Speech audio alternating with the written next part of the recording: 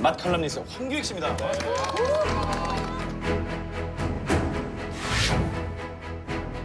강 선생님 여기 아시는데요? 나게 나는 게. 야, 이야기 해도 되나? 어떤 이야기부터 전해야 될까? 다시. 안녕하세요. 마칼럼니스트 황교익입니다.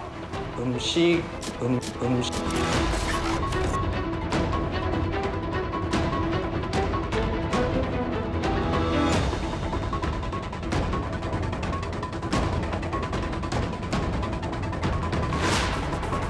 24시간 한데서 열자마자 그냥 곧장 달려들어가지고 최단 시간 폭파 아닙니까 이 정도면? 아마 그런 것 같아요. 최단 시간. 최단 시간 아니면서.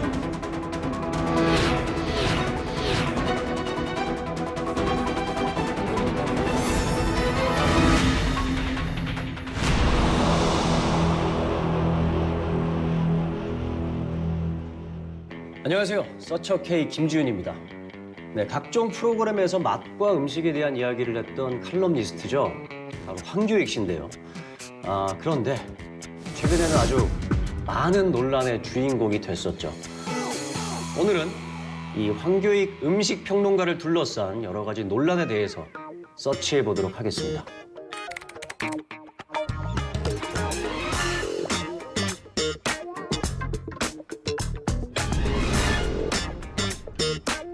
자, 그럼 첫 번째로 어떤 걸 찾아볼까요?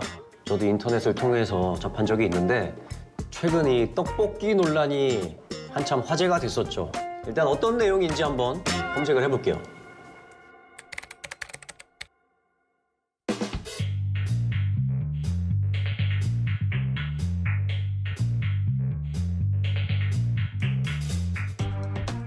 떡볶이 논란 이거는 아무래도 음식 비평 프로그램과 연관이 있는 것 같죠.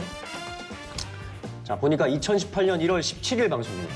일단 방송부터 잠깐 볼까요?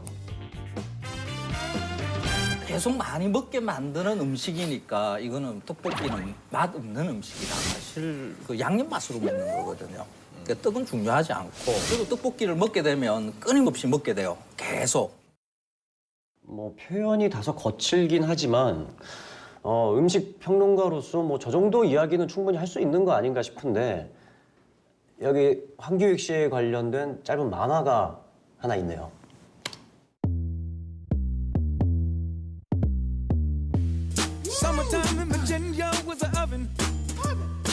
만화를 보니까 떡볶이는 맛이 없는 음식이다라고 평가를 했던 황교익 씨가 바로 한 달 뒤에 광고를 찍은 걸로 묘사가 돼 있죠. 일단 좀 더 찾아보죠.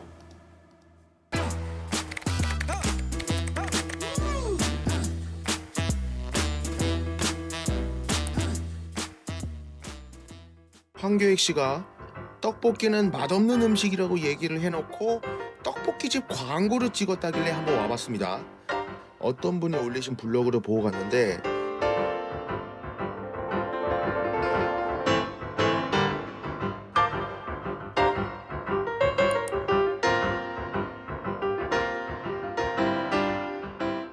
일단 황교익 씨가 떡볶이 가게에 광고를 찍은 건 사실로 보이고요.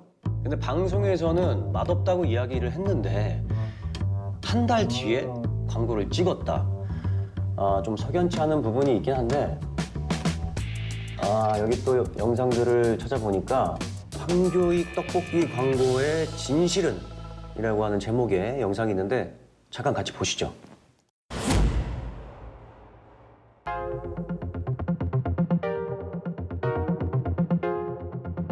떡볶이는 맛이 없는 음식이다라고 하면서 광고에 출연을 했잖아요. 그래놓고 이제 CF 찍으니까 그렇죠. 딱 봤을 때 이율배반적인 행동인데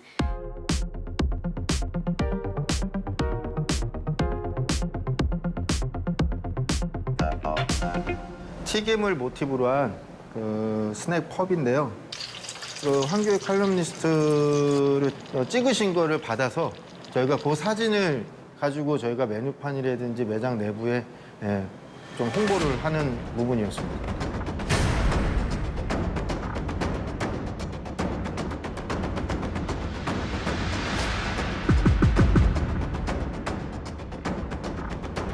계약 시기는 2015년 7월 2015년 때 계약을 했습니다.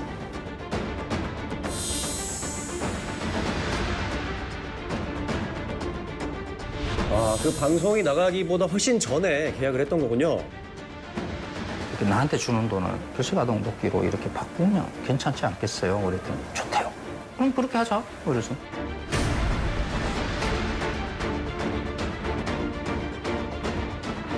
공익 기부를 한다고 해서 광고에 출연을 하긴 했지만 얼마를 공익 기부를 했는지 밝혀낸 언론이 있나요? 황교익 선생님은 기부를 하자 때문에 이 메뉴마다에 대한 판매금으로 해서 400원씩 해서 기부를 하기 시작했죠.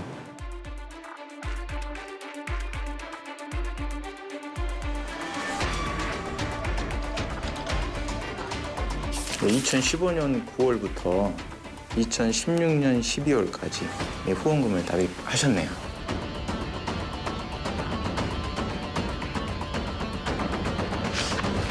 저희가 2017년도부터 이제 저희가 연 단위로 해서 500만 원의 계약을 맺었습니다. 사실 저희 이제 슬로건이 술과 떡볶이였거든요. 근데 지금 그때 논란으로 인해서 떡볶이가 있었는데 젓가락으로 떡볶이를 잡고 있는 사진이었는데 이제 떡볶이가 없어진 거죠. 다른 기존 오픈한 가맹점들과 똑같은 홍보물을 쓰지 못하고 있고요. 그 홍보물을 가지고 이제 뭐 새로운 브로셔도 제작을 해야 되는데 아무 홍보 활동을 할 수 없는 상황입니다. 네, 이 황교익 씨의 떡볶이 광고 논란. 그동안에 다소 잘못 알려진 부분도 분명히 있는 것 같아요. 그럼 계속해서 황교익 씨와 관련된 두 번째 논란에 대해서도 확인을 해보죠.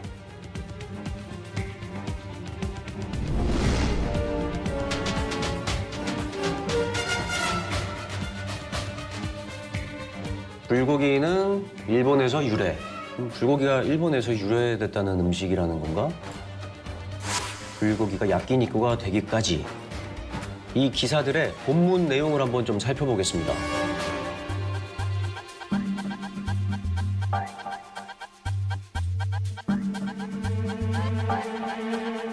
이 본문 내용을 좀 살펴보면 최근 논란이 된 불고기, 멸치 등 일본에서 유래됐다는 발언에 대해서 정리를 했다.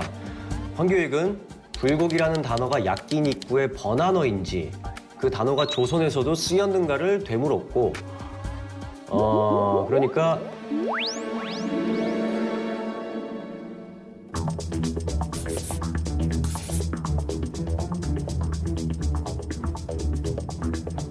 다른 기사를 보니까 뭐 마찬가지 내용이 있네요. 지난해 불고기가 일본에서 유래된 음식이라고 주장했다가 여론의 문매를 맞은 황 씨다. 그리고 다음 줄에는 불고기의 어원이 일본의 고기구이 야끼니쿠라는 주장도 펼쳤는데 불고기라는 말이 그 야끼니쿠의 번역어예요. 이 고기 구이를 두고 야끼니쿠라고 사람들이 많이 불렀던 듯해요. 김윤경 선생이 우리말로 뭘로 바꾸지 하다가 불고기로. 불고기라는 말로 바꾸는 어원 설명이죠. 불고기는 신조어라고 저는 생각을 해요. 일제강점기에 새로 만들어진 말이라고 이렇게 보는 거죠. 그래서 그 이야기를 한 거예요. 일단은 이게 좀 헷갈릴 수도 있는 부분이 있으니까 이 기사를 직접 쓴 기자분에게 한번 확인을 해보겠습니다. 불고기가 일본에서 유래된 음식이라고 주장. 네, 이렇게 어떤 근거로 이렇게 작성하셨는지 좀. 어떤 논쟁이 있었다는 걸 옮기는 과정이었기 때문에 그런 논쟁들이 온라인에서 있었다는 걸 그거를 그런 논란이 있었다라고 썼던 거였어요. 쓰시면서 방송을 보시거나 취재원에 대해서 취재는 하시지 못했고요. 사례를 짚는 기사였기 때문에 추가적인 직접적인 취재는 하지 못했습니다.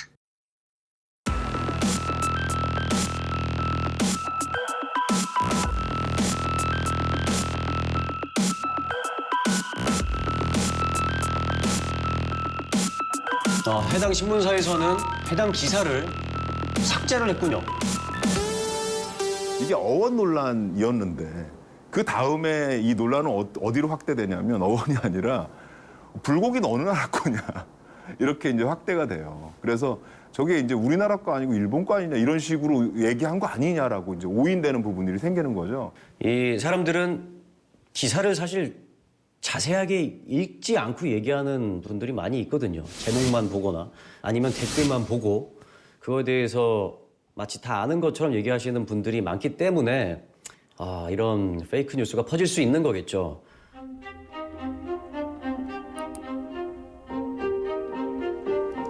황차 클럽이 뭐죠?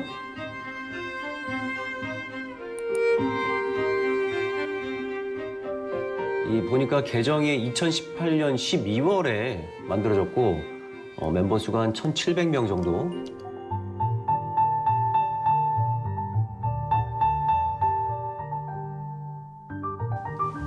영상이 하나 있는데 한번 같이 보죠.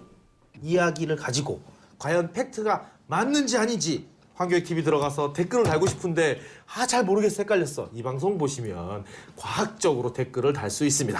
반갑습니다. 네, 반갑습니다. 황쌤이 또 마블링에 꽂히셔갖고 내가 마블링은 등급의 맛이다 라고 하니까 맛있다 이렇게 하시는 거죠 지금? 너도 차단? 나도 차단? 그래서 우리처럼 차단된 사람이 되게 많을 것 같다.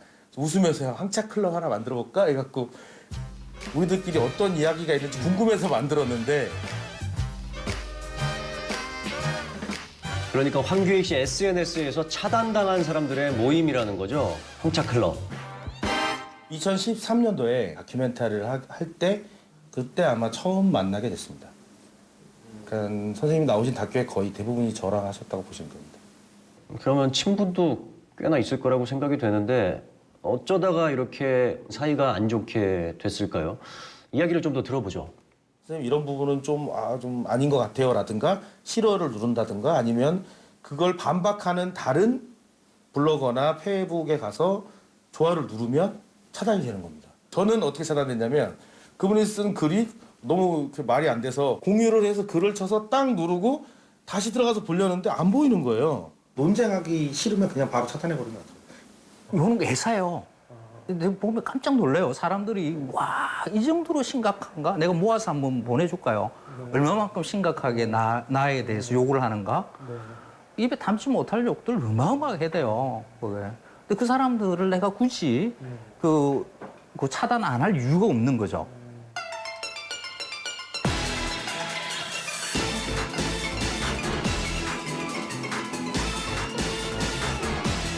이 글들은 이 서득현 씨가 작성한 이 센세와의 추억이라는 시리즈 글인데요. 근데 이분들이 이 황교익 씨를 센세라고 계속 부르는 이유는 뭘까요?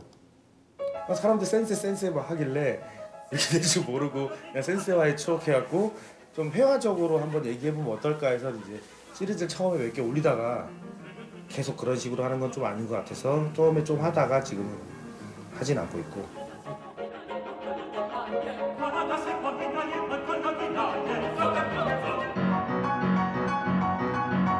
그분이 교육부상이라는 말을 듣는 이유는 관점의 문제인 것 같습니다. 굳이 확인되지 않은 걸 저건 일본에서 온 거다.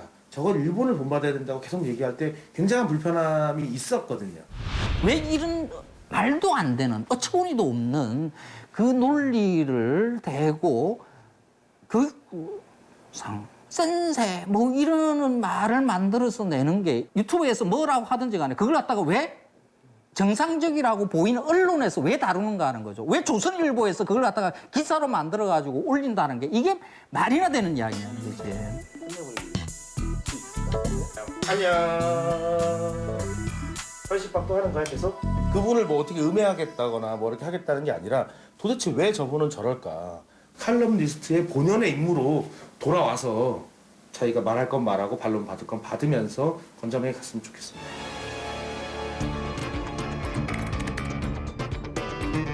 네, 트렌드 분석을 하는 사이트에 황교익 씨의 이름을 검색을 해봤거든요. 자, 이 그래프는 시간 흐름에 따른 관심도의 변화인데 2018년 10월에 그래프가 정점을 찍고 있죠.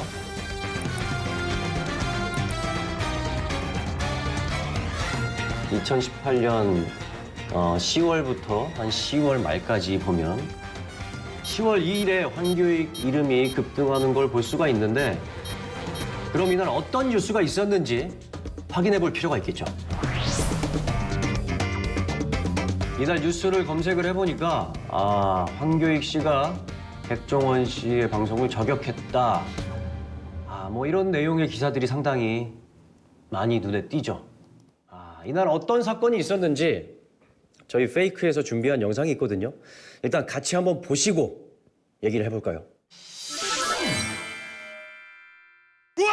2018년 10월 2일과 3일 황교익 씨와 관련된 부정적 검색어들이 집중된 것을 살펴볼 수 있습니다. 황교익 친일이라는 단어를 검색했을 때 2018년 10월 2일 가장 높은 수치를 나타냅니다. 또 다른 검색어가 등장합니다. 황교익 만물 일본설인데요. 뿐만 아니라 황교익 씨를 일본인 이름으로 부르는 교익후상이라는 단어 역시 10월 2일 처음 검색어에 등장합니다. 10월 초에 어떤 일이 있었길래 그러죠? 10월 2일 새벽 1시 4분 황교익 씨는 SNS에 글을 하나 올립니다. 신의 입이 아니고서는 정확히 맞힐 확률은 매우 낮습니다라고 SBS 백종원의 골목식당 막걸리 블라인드 테스트 편을 언급한 것인데요. 당시 고정 패널로 출연 중이던 TVN 수요 미식회 하차를 요구하는 게시글과 기사 또한 이 시기에 가장 많이 올라오는 것을 확인할 수 있습니다. 황교익 씨가 SNS에 글을 올리고 나자 9개월 전, 3년 전에 했던 발언이 기사로 쏟아져 나왔고 떡볶이, 불고기 어원, 친일 등의 자극적인 내용들이 2018년 10월 2일부터 빠르게 퍼지기 시작했다는 것을 확인해 볼 수 있습니다.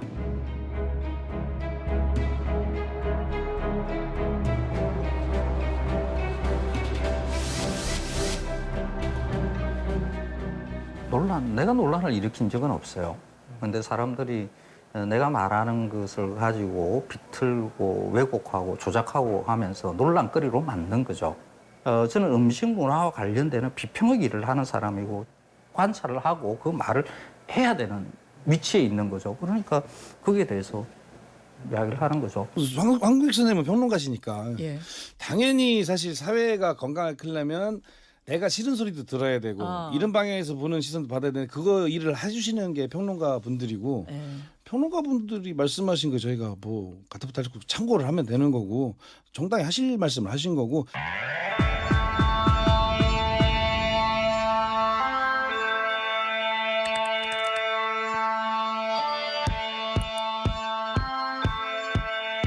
요즘 인터넷판 열린 백과사전이죠. 여기에 황교익 씨 분량이 굉장히 많습니다. 거의 뭐 논문 한 편 정도 되는 그 정도 분량인데 출력을 한번 해볼까요?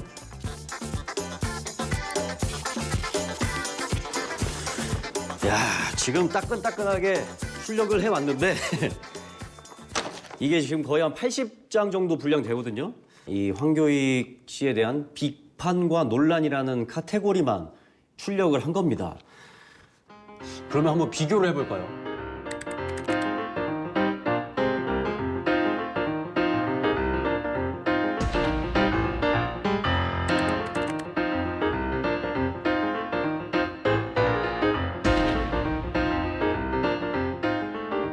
자, 이렇게 많은 양이면은 진짜 이게 다 채워넣기도 힘들었을 텐데 이걸 도대체 누가 언제부터 이렇게 채워넣은 걸까요?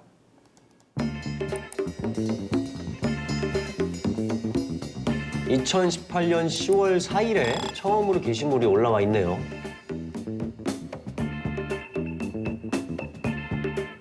뭐 불고기, 떡볶이, 혼밥, 만물, 일본 기원설 이게 다 한 사람이 작성한 걸로 보이는데 도대체 이게 누가 그랬을까요?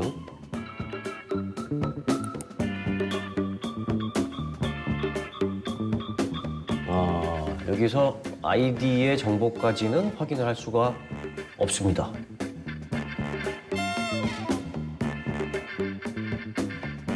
뭐 누구나 참여를 해서 수정할 수 있고 내용을 더할 수 있고 하기 때문에 진짜 가짜를 구분해내는 게 정말 힘든 일인 것 같아요.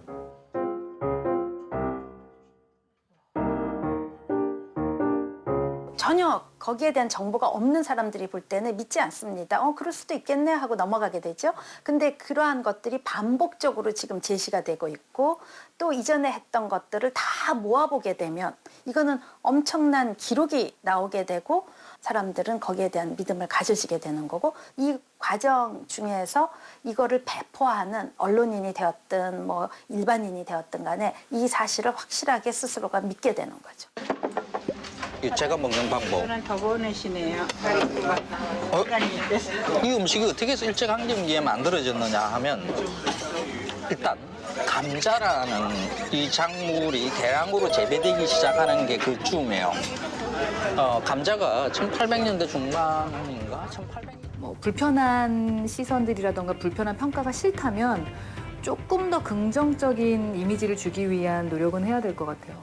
이제 이분은 대중의 사랑을 받는 이미 어떤 그런 셀럽이 되신 분이기 때문에 대중들의 의견도 좀 받아들이시는 마음의 준비도 필요할 것 같아요. 같이 소통하고 싶어하는 분들이 이렇게 얘기하는 거니까. 버무리지 않은 상태에서 회 올려서 먹는 거하고 맛의 포인트가 막 달라지네. 원래 뭐 이렇게도 한다는데 이렇게 하면 엄마한테 혼납니다. 방에 사방에 소금 튀어서. 사실 이제 방송을 통해서 보여지는 분들이잖아요. 그래서 각자 자기가 갖고 있는 역할들이 분명히 있는 거고요. 그 역할들이 물론 모두 잘하고 있다. 그렇다고 또 모두 못하고 있다. 이렇게 평가하기는 어려운 거죠. 그다음에 그 두 인물을 같이 세워놓는다고 하더라도 그 역할에 맞춰서는 저렇게 얘기할 수도 있겠구나 라고 또 생각하고 또 그 역할에 맞춰서 제대로 얘기를 못하고 있네. 이런 비판적인 관점도 같이 가져가면서 좀 균형 있게 보시는 게 좋을 것 같습니다. 그래요. 이 최근에 참 이 먹방, 쿡방 이런 방송들이 미디어 또 언론에서 많이 다뤄지고 또 많은 사람들이 관심을 기울이고 있잖아요. 그러다 보니까 하루에도 수많은 정보가 생성이 되고 또 사라지게 되면서 이렇게 검증이 되지 않은 페이크들도 넘쳐나게 되는 것 같습니다. 황교익 논란도 그 중에 하나였네요. 좀 마음이 좀 많이 아파요. 지금 언론 환경에서 바로 잡아줘야 될 사람들은 기자 여러분들 제각각의 양심밖에 없어요.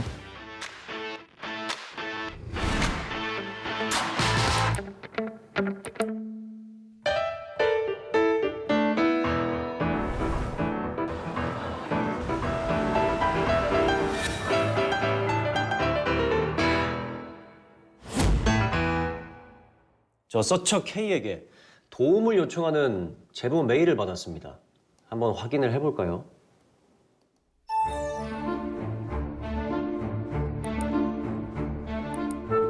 저 공항 안에 갇혀있는 가족들이 있습니다. 루렌도 씨 가족이 벌써 80여일째 공항 안에 살고 있습니다. 여러분들의 도움과 관심이 필요합니다.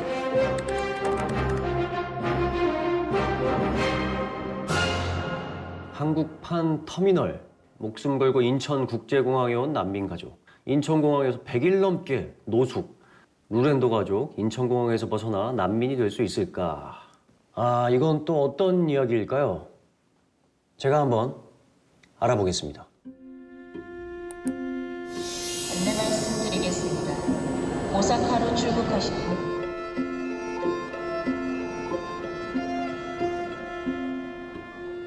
루렌도 가족은 앙골라 국적의 6인 가족입니다.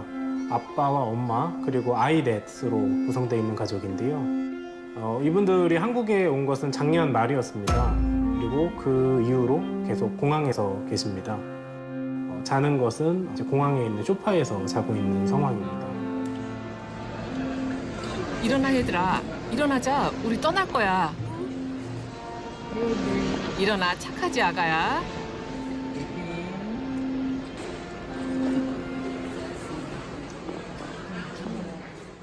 일단 루렌도 가족은 아침을 식빵으로 때우고 있습니다. 경제적으로 넉넉하지 않기 때문이고요. 루렌도 가족에 대해서는 정부는 물론이고 항공사, 공항공사 어느 쪽에서도 물질적인 지원을 하고 있지 않습니다.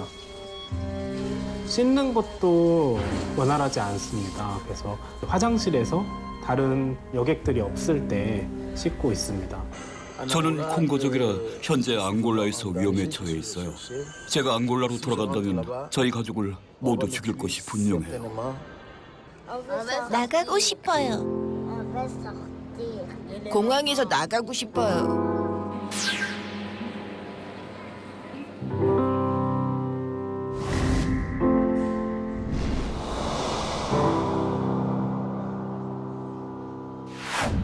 못하고 관광비자로 대한민국에 들어와서 난민이라고 신청하면 무조건 대한민국이 문을 활짝 열어줘야 합니까? 외국인 근로자로 개토화된 지 오래전이고 편안히 일할 수 있는 판타지랜드로 확고히 자리매김하였습니다. 무슨 난민이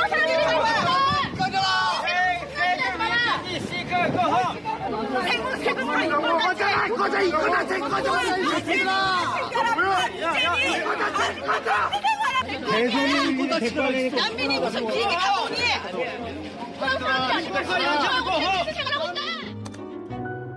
예, 굉장히 격렬한데 가짜 난민이라고 하는 것 같죠? 근데 왜 이들을 가짜 난민이라고 하는 걸까요? 사실 우리나라 사람들이 난민에 대해서 가지고 있는 이미지들이 있죠. 뭐 난민은 세금을 축낸다. 아니면 난민 때문에 치안에 굉장히 위험한 상황이 생길 수도 있다. 이런 생각들에 대해서 한번 진실은 어떤지 서치를 해보겠습니다. 최근 예멘 출신 난민 수백 명이 제주도에 들어와서 이 문제를 둘러싼 논란이 확산되고 있는데요. 예멘인들의 난민 신청이 급증하자 난민 수용을 반대한다는 하필이면 키도 진짜 크고 훤칠하게 잘생긴 남자가 맨 앞에 앞장서서 적극적으로 얘기를 하는 바람에 님은 아침에 일어나서 밤까지 난민들 별로 볼 일 없이 그렇게 하루를 보낼 거잖아요. 이 만화를 보니까 정우성 씨를 비꼬는 듯한 그런 그림이고요.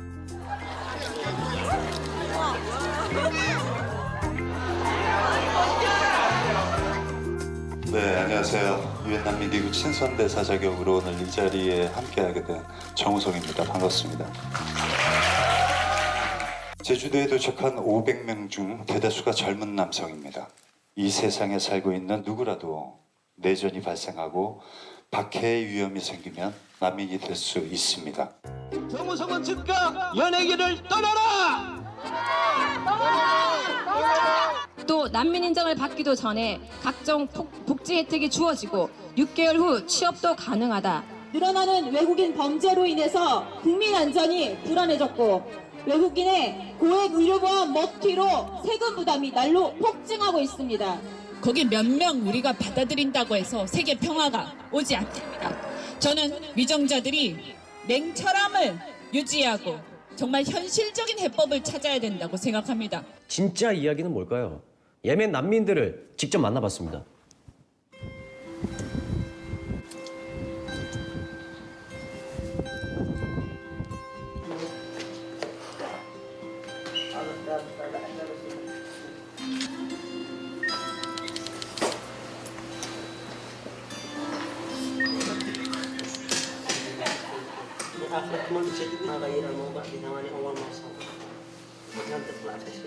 저는 아무런 생계비 지원을 받지 못했습니다. 저뿐 아니라 다른 난민 친구들도 정부가 주는 생계비 지원을 받은 친구는 없어요. 화장품 회사에서 화학용기 세척하는 일을 하고 있어요.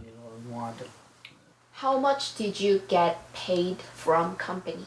220만 원을 받고 있습니다. Could you show us the receipt? Yeah, I have. 이건 작년 12월 월급 명세서고요. Last year's. 이건 올해 1월이고 이건 2월 명세서입니다. 급여 명세서인데요. 자세히 한번 살펴볼까요? 일단은 시급이 1시간당 6,557원. 지금 현재 최저임금이 8,350원인데 최저임금도 못 되는 금액을 받고 일을 하고 있는 거죠. 거기다 보니까 또 건강보험, 고용보험, 상조회비, 소득세, 지방소득세, 장기요양보험료까지 내고 있고요. 그러니까 세금까지도 다 내면서 일을 하고 있는 중인 거네요. 그 생계비 지원을 받기 위해서는 자기가 아이디어를 갖고서 그다음에 은행에 가서 자기 이름으로 계좌를 열어서 뭘 다 해야 돼요. 그러니까 그런 절차들이 잘 공지가 잘 안 되고 언어적인 문제들이 있기 때문에 잘 수행이 안 돼요. 결국은 그거는 거의 그 유명무실하다고 봐야 되고요. 다 심사를 하고요. 그리고 그 갱생 주는 것도 아니잖아요. 심사가 까다로운 거죠, 이게? 당연히 내부 그 자체적인 기준에 따라서 지급 청정 대상을 선발하는 거죠. 그렇다면 실제로는 얼마나 지원이 되고 있을까요? 궁금하시죠?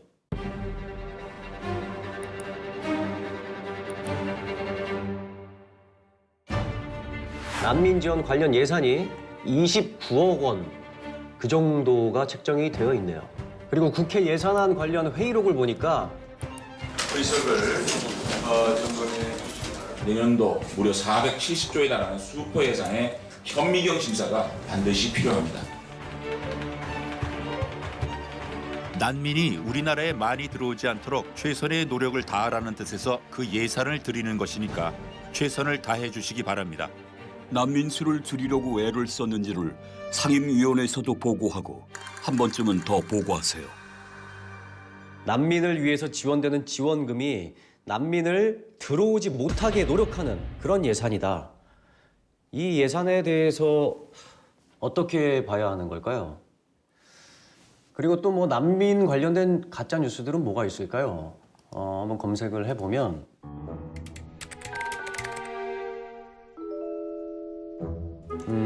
이 뉴스는 뭐죠? 서울대 실화? 기도 방해했다고 교수를 처형하겠다는 무슬림들? 이거는 이혜훈 의원이 교회에서 했던 간증이 기사화가 된 거네요. 갑자기 여기저기 앉아있던 4-5명이 한꺼번에 일어나더니 막 큰 소리로 기도를 하면서 땅바닥에 엎드리드립니다. 잠깐 밖에 나가서 기도를 하고 다시 돌아와서 강의에 참여를 해달라. 막 소리를 지르고 막 큰 소리로 얘기를 하니까 강의를 못하게 돼버렸습니다. 알라를 경배하는 것을 네가 방해했기 때문에 너를 처형하겠다 해요. 그 A국의 대사관에서 총장실로 공식 항의를 보낸 거예요. 이게 진짜일까요? 직접 전화를 걸어보겠습니다. 그 서울대 무슬림 학생들이 공대 강의실에서 기도를 한 적이 있었나요? 이거 확인이 불가능하다고 그냥 하셨었습니다. 그러면 그러한 사건이 발생하긴 했나요?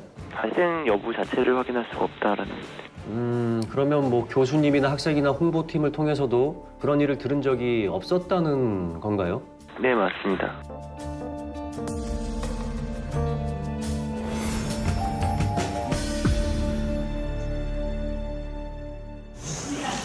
(23만) 명쯤 넘는데 이 사람들이 불법 체류를 연장하는 걸로 이 난민법을 하여 빨리 많이 뺏겼어요.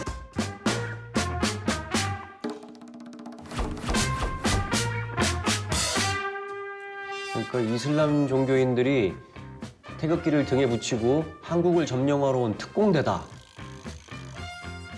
한반도에 쳐들어가기 위해서 이슬람 특공대 선교 조직이 등에다 아예 태극기까지 딱 붙이고 결단식을 하는 광경이다.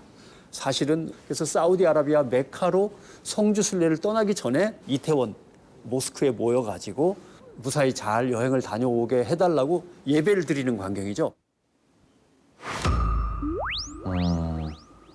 이슬람에서 공격적인 어떤 전략을 가지고 한반도를 침탈한다라고 하는 어떤 구도를 만들기 위해서 가짜 뉴스가 필요한 거죠. 태극기를 등에 붙인 무슬림들의 사진, 또 서울대 공대 사건 뭐 이런 거 전부 다 가짜, 페이크 뉴스였습니다.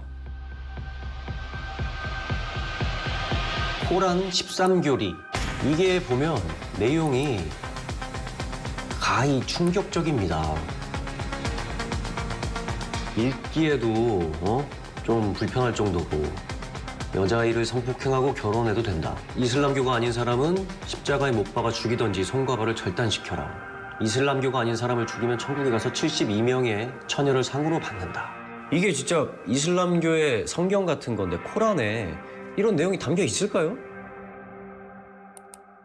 13가지 극단주의 IS의 교리라는 문건이 나돌기 시작했습니다. 극단주의 이슬람 ISIS의 13가지 교리로 영어로는 돼 있습니다. 이게 없어져 버리고 이게 없어져 버리니까 이슬람의 13가지 교리로 우리나라에서는 알려지기 시작했습니다.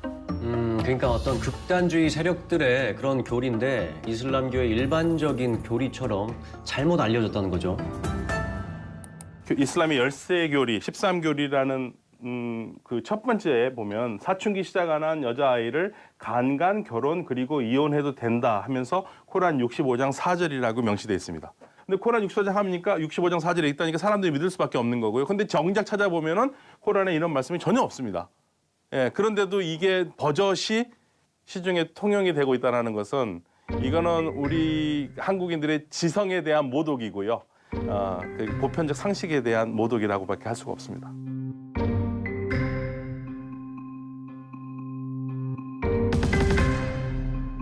첫 번째부터 여섯 번째까지 전부 다 가짜네요. 일곱 번째 보면은 이슬람교가 아닌 사람을 죽이면 천국에서 72명의 천녀를 상으로 받는다 그러면서 코란 9장 111절을 얘기하고 있습니다. 72명의 천녀를 상으로 받는다라는 얘기는 전혀 없거든요. 그러니까 이거를 어디서 나왔는지 저도 궁금합니다.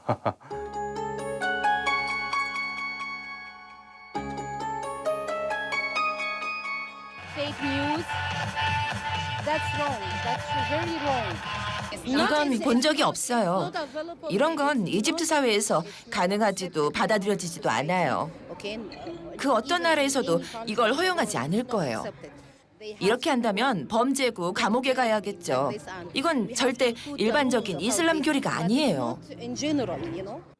얼마나 비인도적이고 흉측한 일인가 하면은 난민이라고 하는 사람들이 처해 있는 상황을 완전히 무시하고 그들에게 이러한 불황자와 예비 범법자의 이미지를 더 씌우면서 그 사람들의 최소한의 생존 기회마저 박탈하는 거예요. 근데 제가 이번에 이 난민 관련된 가짜 뉴스들을 찾다 보니까 독일이 이 난민 정책에 실패했다는 그런 기사가 자주 눈에 띄거든요. 제가 아는 독일인이 한 분 계신데 직접 한번 연락을 해보겠습니다.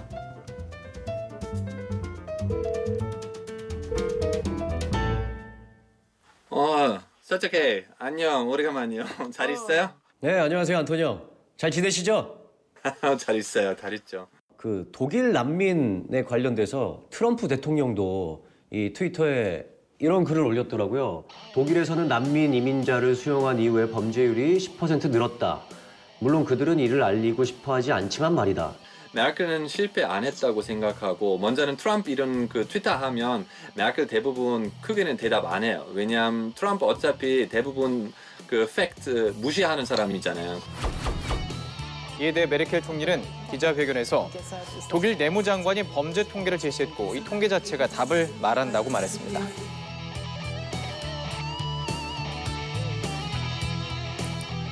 Die Entspannung, und das scheint mir besonders wichtig, der Kriminalitätslage geht sowohl auf einen Rückgang an Straftaten durch Deutsche als auch durch nicht-deutsche Tatverdächtige zurück. Und es sank auch die von den geflüchteten Zuwanderern ausgehende Kriminalität. 그러니까 이게 독일 쪽의 얘기를 들어보니까 이 트럼프 대통령이 트윗에 적었던 그 얘기들이 다 거짓이었던 걸로 알 수 있겠죠. 저기 안토니오, 근데 이 독일에서는 이런 가짜 뉴스들을 어떻게 대응을 해요? 지금 예를 들어서 페이스북에서는 그 어떤 혐오 생기면 그리고 바로 뭐 몇 시간 이내에 치우지 않으면 페이스북 같은 회사도 한 650억 정도 벌금이 나오거든요. 네? 650억이요? 벌금이?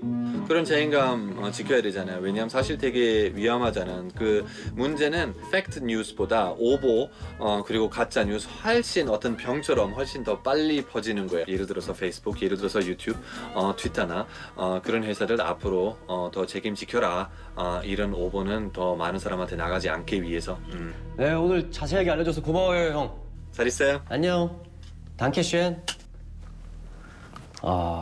독일은 이 SNS에 가짜 뉴스를 올리면 처벌을 받고 있답니다. 그것도 어마어마하게. U decembru je dobio ponudu da se sa drugim izbjeglicama iz Jemena skrasi na otoku Jeju u Južnoj Koreji. No, lokalna se zajednica pobunila.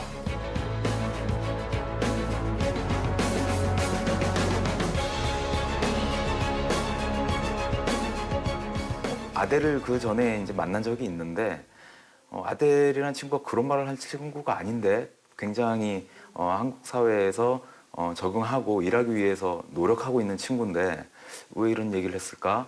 그래서 이제 아델을 얼른 수소문해서 만났죠. Long time no see. Your family is good? Okay. 안녕하세요. 소니언 아들 아닙니다. 지금 얼굴을 비교해 보니까 조금 더 수척해지긴 했지만 같은 사람인 것 같죠? 근데 원래는 어떻게 인터뷰를 했길래? 예멘의 평화가 찾아오면 예멘에 돌아갈 거라고요. 예멘의 평화가 찾아오면 좋겠다고 말했어요. 왜냐하면 예멘의 평화가 온다면 당연히 자기가 자란 곳, 어머니가 계신 곳, 가족이 있는 곳. 사람이라면 누구나 자기가 자란 곳으로 가고 싶잖아요. Vraćamo se čim se uspostavi mir u Jemenu. Želimo živjeti u svojoj državi, tamo gdje smo odrasli, gdje smo išli u školu, gdje su nam prijatelji i porodica. 굉장히 기분이 안 좋았죠. 저는 한국에 대해 안 좋은 말은 하지 않았거든요. 저는 한국을 좋아해요. 지금 한국을 통해 저희 가족을 먹여 살리고 있잖아요.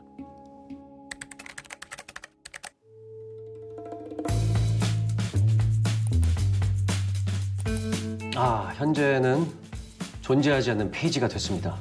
뉴스는 팩트로 말한다는 이 디스패치의 입장을 문의를 해봤는데요. SNS 팀에서 답변을 보내왔습니다. 그 내용을 보면 이 해당 콘텐츠는 인터뷰 번역 문제로 삭제 처리됐고 담당자에겐 징계 조치를 했고 현재는 퇴사했다. 앞으로 이런 실수를 반복하지 않게 노력하겠다. 네, 그런 답변이 있었습니다. 2021년 난민 신청자가 12만 명이 넘어설 것으로 전망됩니다. 인천공항에 몰려드는 난민 신청자들이 늘어나고 있습니다. 근데 이 난민들은 왜 우리나라로 이렇게 넘어오는 걸까요? 그 이유를 한번 찾아볼까요?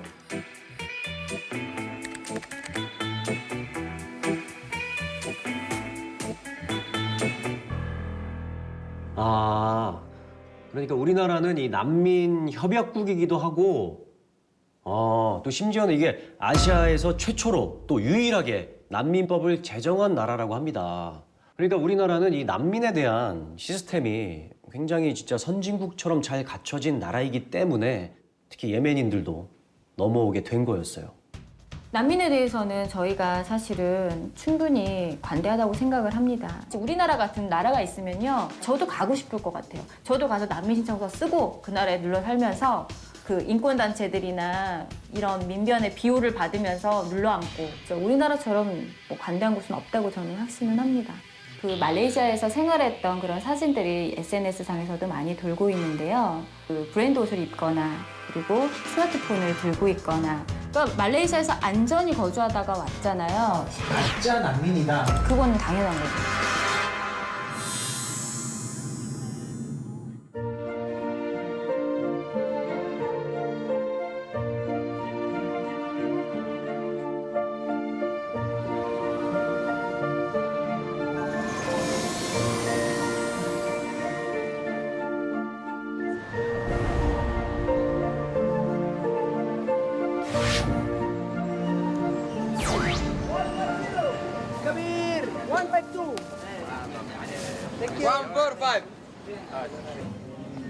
우리는 한국을 사랑해요. 이 친구가 한국에 있는 제 친구예요. 예멘은 한국을 굉장히 사랑해요. 친구가 제주도 가서 행복해해요.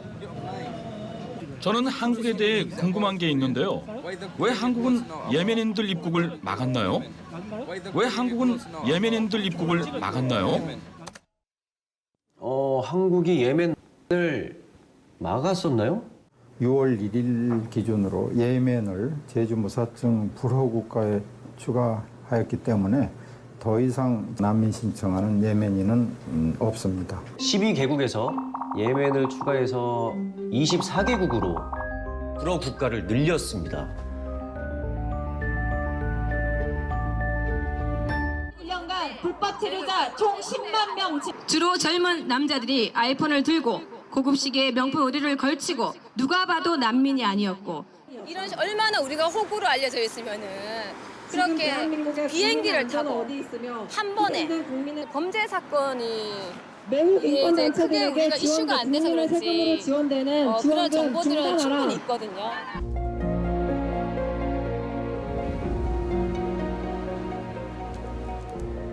만약 제가 지금 한국에 간다고 하면 저도 스마트폰을 사용하고 브랜드 신발을 신을 거예요. 사람들은 저를 보고 난민이 아니라고 할지 모르지만 사실 저는 난민이 맞거든요.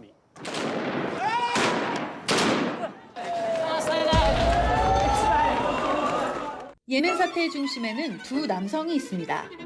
알리 압둘라 살레 전 대통령과 압드라부 만수르 하디 대통령. 예멘 사태는 이 각각의 지도자를 지지하는 종파 간, 주변국 간의 싸움으로 볼 수 있죠.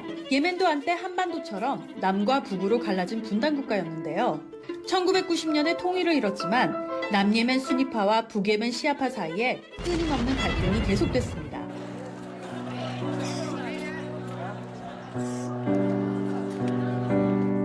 예멘 난민들이 테러리스트라고요?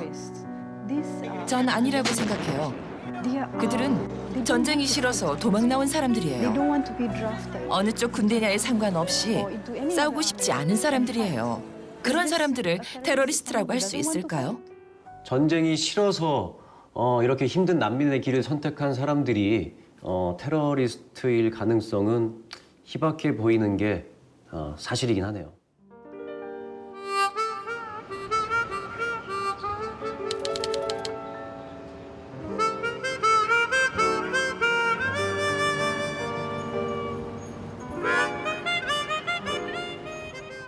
작년에 비행기 2대를 이용해서 약 500여 명이 한국을 가게 됐죠. 당시에 비행기 프로모션으로 인해 비행기 티켓 가격이 굉장히 저렴했죠. 저에겐 좋은 기회였습니다. 비행기 표가 특가 할인이 나왔었다고.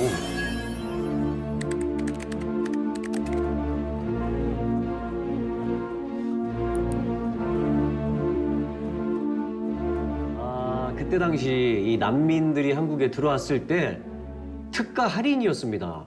와, 77,000원. 솔직히 당신들을 화나게 하려는 것은 아니지만 더 이상 한국은 예멘인들의 선택지가 아니라는 거죠. 우리가 가고 싶은 나라가 아니죠. 한국에 가고 싶지 않아요. 무슬림과 예멘 사람, 그리고 이슬람을 좋아하지 않잖아요. 예멘 난민들이 가고 싶은 나라가 한국은 아니다. 네, 이 말을 환영하는 분들도 많이 계시겠네요. We already took him from that place for the first time. This is where they 다리죠? 네. 화상 입고 이제 그랬나 보네. 한국은 난민 협약에 사인했잖아요. 협약은 약속이고 약속은 지켜야 하죠. 이미 첫 발은 잘 내딛었어요. 이제 행동을 해야 할 때입니다. 지금 여러분의 머릿속에 떠오르는 난민은 어떤 모습인가요?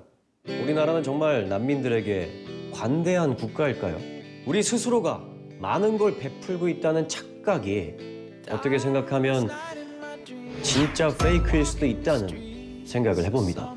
오늘 제가 확인한 가짜 뉴스들은 전부 다 삭제하겠습니다.